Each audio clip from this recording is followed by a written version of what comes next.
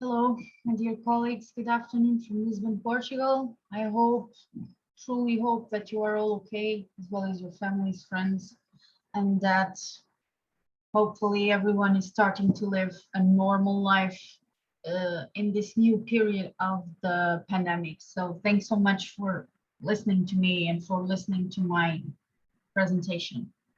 So I'm going to share my screen with you. And today, my topic will be mentoring as an arm of CPD, an arm between commas. Okay, so I'm going to make this a presentation. And let's go. So first things first, what is CPD? CPD is very common here in Europe. For anyone who is in the conference who is not from Europe, it's very common. And there are even agencies working with people to register their CPD, to have a certificate and points, and to deliver courses, training, etc. So what is CPD? My main reference in the CPD area is the professor Shubhaniri. She's just incredible, beyond any kind of words we may know. So she wrote this book about CPD, so the career development professionals, and she gave this amazing definition of CPD. So CPD is continuing or continuous, exactly the same, professional development. Okay. And she says that is the maintenance and enhancement of the knowledge, expertise, and competence of professionals throughout their careers according to a plan formulated with regard to the needs of the professional, the employer, the profession, and the society. So CPD is very serious. It's important for our careers, for anyone's career, but we need to think about it very thoughtfully. We need to create a plan. We need to know what we need, what we can do, what we can pay, what is important for us, what is important for our jobs, either as freelancers, as it happens with me, or as people working in universities, companies, etc. So we need to think about everything surrounding us, and we need to stop and think, okay, do I need this? Why do I need this? Is this going to be good for me? Is this going to be okay for my career? Is this going to bring me any seeds for the future? So these are the main questions. Now, so there are three main topics, as we understood correctly: continuing, professional, and development. So now, continuing. Why the word continuing? Because it's continuous development. It's something that never stops. And currently, agencies, companies, big lawyers, offices do really have interest in people who pursue their continuing development. Is when somebody seeks to improve knowledge, skills, and performance, and it is a regular investment of time and learning as an essential part of professional life and not as an optional extra. Okay, so the CPD is not an extra, is not something we do with a second intention or thinking just about profit. CPD is good for us as people. We grow up, we learn more than we had before. We learn more about a specific topic. We get to know people. And these people might change our lives. Okay. Now, professional, an active interest in the continuous development and improvement of self and others at both organizational and individual levels. Of course, when we develop ourselves, we will help somebody else and we will help that person to develop her or himself. Learning objectives should be clear and serve individual and ideally clients and organizational needs. So we need to think about ourselves, our clients. Example, I'm a translator professional translator, and I'm a university lecturer. So I pursue training in both areas. So I've done specific training for translators, and I've done specific training for translation lecturers, because these are different. So it's really important that we develop ourselves in all the areas we have influence. Okay, now development. We need to do a realistic assessment of what needs to be learned so that we can meet the demands of the ever-changing professional and business worlds. Okay? Development, if owned and managed by an individual, learning from all experiences combined with reflection as a key activity. Okay? This happens a lot. We need to think about what we have learned, all the conferences we have been to, what we have heard, what we have seen, people we met, and then we need to mix everything in the same pot and see what the results are. And we need to work effectively and inclusively with colleagues, clients, stakeholders, customers, teams, individuals, both within and outside the organization. In my case, as an independent professional, okay, because I don't belong to any kind of organization, but we need to work with everyone. So our CPD, of course, is something personal. That's why we need to be realistic, if we can pay for it or not, if we can do it or not, if it's okay for us to do it or not, if it's going to bring us something new. But we also need to think about the world surrounding us, our colleagues, our friends, our co-workers, our students. Okay? Now, benefits of CPD, way more than the ones I wrote here, but these are very important. So if we pursue our CPD, we improve our skills. Of course, if we are going to the US or to Paris or to London for a summer course in a specific area, of course, our skills are going to improve. That's normal, okay? And we also improve knowledge, because if we have the skills, we have the knowledge. And if we have the knowledge, we have the skills. So they are together. And we also do networking.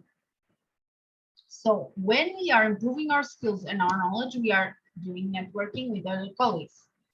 And then after the skills, the knowledge, and the networking, our performance will be better because we will have tools to work. If we have the skills, the knowledge, the contacts, and the performance, our self-confidence will rocket till the sky, okay? If we have the skills, the knowledge, the contacts, the performance, and self-confidence, our stress levels are going to be very low. And think about this pandemic. People just start to get crazy, locked in their houses. So our stress levels will be reduced. If we have the skills, the knowledge, the contacts, the performance, the self-confidence, and we don't have any stress, we have a competitive edge because we have all this together. And in the end, if we have the skills, if we have the knowledge, if we have the contacts, if we have the performance, we have the self-confidence, we have reduced stress levels, which means that we can do the job, okay, no problem. We have a competitive edge against our competitors. We have an earning potential. Okay. So if we have all this together, our earning potential will be very, very high because we will be different from everyone else. Okay. Now, very important, this is a sentence that I really like, and I always share with everyone I know, friends, family, colleagues, which says that if you don't know what the profession is, why it is a profession, and what our role is in its maintenance and development, then we cannot expect others to see this, nor can we expect them to value what we do as professionals unless we maintain and develop our professional status. We can only maintain our professional status and developing it if we have the knowledge, if we have the skills, if we have the confidence, if we share a positive message, if we are respected among our peers. Okay, so this is our professional status. Okay, we need to say, look, I do this job, I'm very good at it, and please trust me. So everything will be okay. Now, what makes you a professional for everyone? course, learn how to manage relations.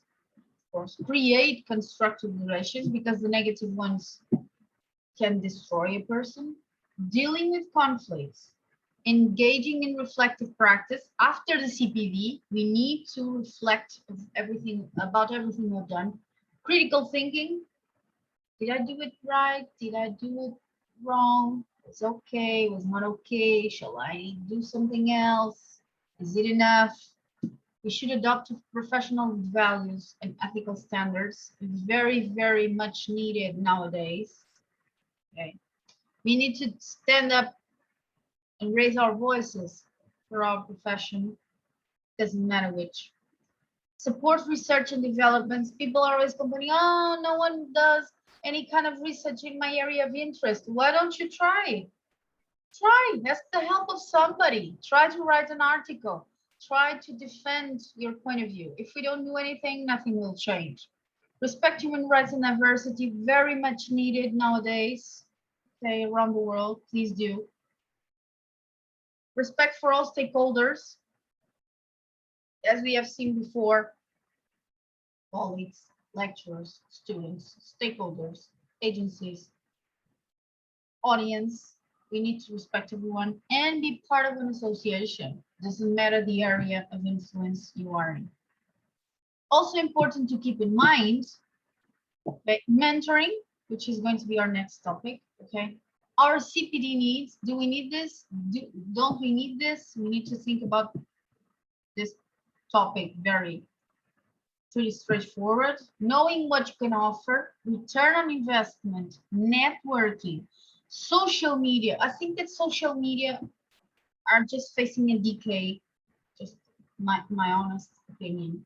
Because I think social media were created for people to interact, not for people to spread hate, violence, fake news, and now social media just distorted from the real world. Also very important, international CPD. Conferences, workshops, webinars, summer courses, short courses, long courses, online courses, free courses, paid courses, doesn't matter. Just think outside your country, think outside the box, and just think that the world is too small. Me, Anna, I'm not seeing, my world is not Portugal, okay? My world is the whole planet. My world is not my village where my family lives. And my world is not Lisbon. My world is not Portugal. My world is not Europe. My world is everywhere. We need to expand our minds, okay?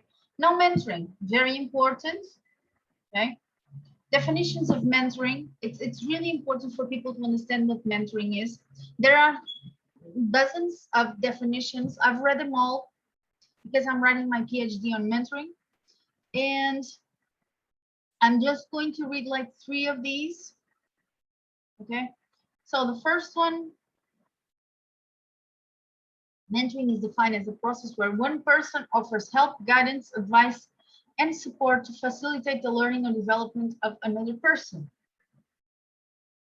Then mentoring is a sophisticated relationship between 2 people whereby experience and wisdom is used to enable a person to reflect, question, and construct actions while being able to tap on doors that would be otherwise closed. Second definition. Now the third one, mentoring is a method of learning and development whereby the mentor uses his or her knowledge, expertise, and experience to assist the mentee in developing critical thinking skills and personal and professional growth. Okay. So as you all can see in this 5 definitions, I only read 3. Okay. In these 5 definitions, I have bolded some words. From my point of view, these are the core words of all mentoring definitions: help, guidance, advice, support, development, relationship, progress, altruistic, expert, change, reflect, question, construct, learning, development, knowledge, expertise. So mentoring is all of this. So if you need help from somebody specialized for some career orientation, please try to find a mentor. A real one, not a fake one, not one of those mentors who says, yeah, that's fine. In 10 days, your career will be incredible. It's a lie. Okay. So you need to see if that person you chose has all these features as a person and as a professional, of course. Now, mentoring can be a solution, and mentoring can be the solution for your career or for your professional path or for your professional orientation, because it would help you, any of you, to find the correct career pathway and to understand the place in the area of studies. Am I in the wrong place? Am I in the right place? The importance of having a good resume or curriculum vitae, whatever you want to call it, okay? Mentoring is a professional orientation. Mentoring helps people to find their way by themselves. Okay? Mentoring is not coaching, it's not a bunch of rules anyone can follow. Helps people with online profiles. That's what the mentors do. Try to change your profile. Try to write this, write that. Share your opinion. Understand the world which will be faced in all kinds of areas. Of course, if the mentor is somebody with experience, will tell the mentee, well, I've made it, but it was hard. It was hard, but I've done it. And how did I do it? This, and that. This will fail. This will work. This will be positive. This will be negative. Active learning with mentors' failures and successes. And mentoring is lead by example. Okay. That's why mentor needs to be somebody respected in his or her area of interest or studies or work or whatever you want to call it. Okay, so please be really, really careful when choosing a mentor. Now, this was my presentation. Okay, I'm going to stop sharing my screen just to share some final thoughts with all of you without showing a presentation. CPD is essential, as mentoring is essential, because mentoring is a very, very effective tool to professionally, personally, psychologically develop somebody's brain. Okay. Sometimes frustration is very negative, and it is the duty of the mentor to change that mindset. Otherwise things will not going to work out. Okay, so mentoring has amazing features, has amazing results, and should, and hopefully in the future will be used in a wide range of areas, as it is used nowadays in the US, for example, from the military to nursing, to nurses, to doctors, to universities, to everyone uses mentoring. It's a very effective tool. And I truly hope that with my presentation, everyone listening to me will spread the word about mentoring or even become a mentor of somebody. Of course, some of you might be thinking, well, but I had my mentors in the university, that teacher, that teacher, that teacher. Yes, but in the professional world is something different. Okay, so if you want to know more about mentoring, just you can search for articles. There are articles online about mentoring results, which you can download, or if you need anything, just drop me a message. You can search for me on LinkedIn. Okay, and Sofia Saldanha. And truly hope that we can meet again in person somewhere in 2022, somewhere in the world. And thank you so much for listening to me. And if you have any questions, just please. Okay, thanks so much.